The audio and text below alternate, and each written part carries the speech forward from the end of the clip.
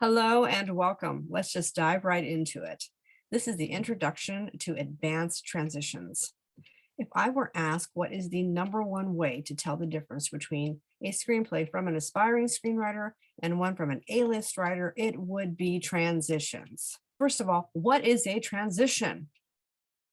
A transition is how one scene ends and the next scene begins. Aspiring screenwriters don't seem to really know what they are.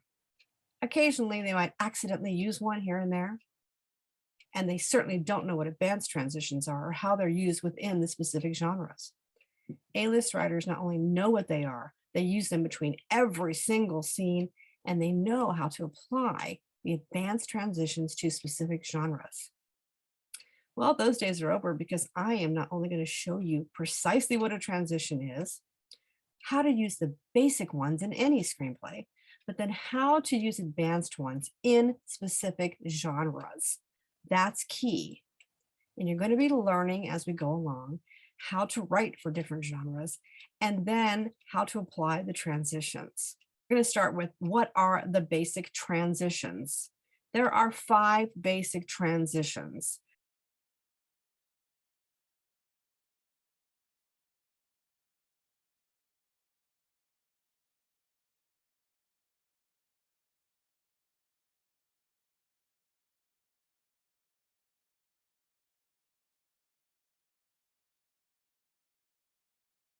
These are the basic types of transitions. Let's take a look at a few of them. Sorry, babe.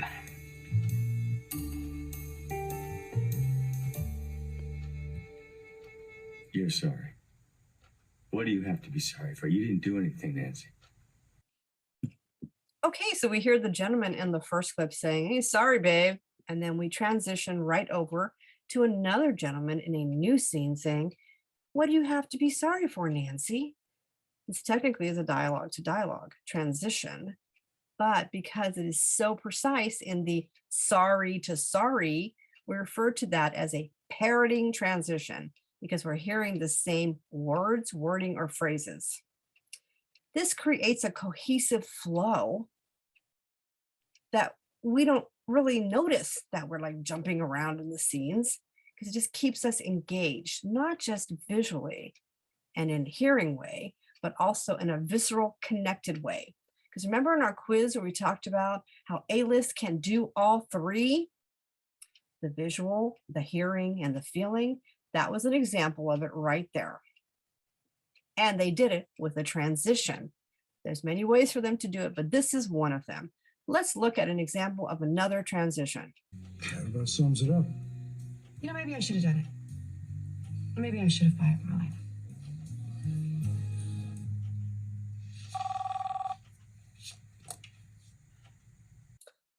Okay, in this scene, she's referring to the fact that she should have fired this certain character named Marlena. And what happens? We transition right over to the scene with Marlena. That is called a dialogue to visual transition. Got it? That's simple. And look how cohesive it is. She mentions Marlena. Boom, we're in the scene with Marlena. And you're going to be doing that deliberately at the end of every scene and how it opens into the next scene. And again, that's a dialogue to visual transition. Let's discuss an example of an advanced transition that applies directly to a genre, because this is A-list territory. Most writers will just write every single screenplay based on how they learn to write screenplays. And that's why they all kind of read alike, and even if they're well written, they're just information catalogs. But if you know how to apply specific transitions for specific genres, you can really enhance the emotional experience of not only the reader, but the audience. So let's take a look at how the same type of movement between scenes would be handled in a romantic drama versus a big action spy thriller. So we start with this gentleman who's in his hotel room in London, England. His BFF tells him, "You need to return to your lover, you're miserable, you need to go back." So we see him in his hotel packing. Maybe he's looking at a picture of his lover. Then we see him in the taxi and he's looking off. We're watching him, reminisce a moment. And then we see the plane landing, then we see him in Times Square, and then he reunites with the lover. That is a sequence transition. Got it? Romantic drama. Now, we're now in the mystery action spy thriller. This character needs to do the exact same thing. He needs to go from London, England, to New York City. His boss comes in and says, "No, I need you to go." Boom, he's in New York City. The next shot, we might see him on top of the Empire State Building. We did not see him packing. We did not see him in the taxi. We did not see his airplane landing. We just went right over.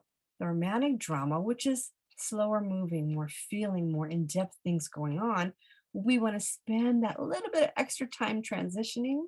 So in this particular genre, the A-list writer may decide to sequence the transition to keep you in that moment, the feeling of what he's feeling as he's going to see his lover, as opposed to the big action mystery spy thing going on over here.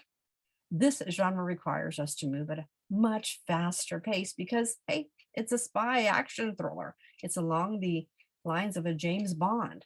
You have been introduced to transitions, the basics, and we're going to be covering every single one of them, not only in the basic newsletters like this newsletter, but also under the plot, structure, and character areas and the scenes, because this is something that's so important. I'm just going to be talking about it all the time. And later in the plot, structure, and character newsletters, I'm going to be showing you how to write every single genre from A to Z. And I'm going to go over step by step how that genre is written. And while I'm showing you how to write for specific genres, I'm going to be including in there the transitions that are used for those specific genres. And it's the reason when you're at the movie, you feel like you're in the middle of a big action piece. You feel like you're in a romantic drama. Transitions is one of those main reasons why you experience the movie on a visceral level, and why the reader experiences it that way, and why the reader gives it that recommend.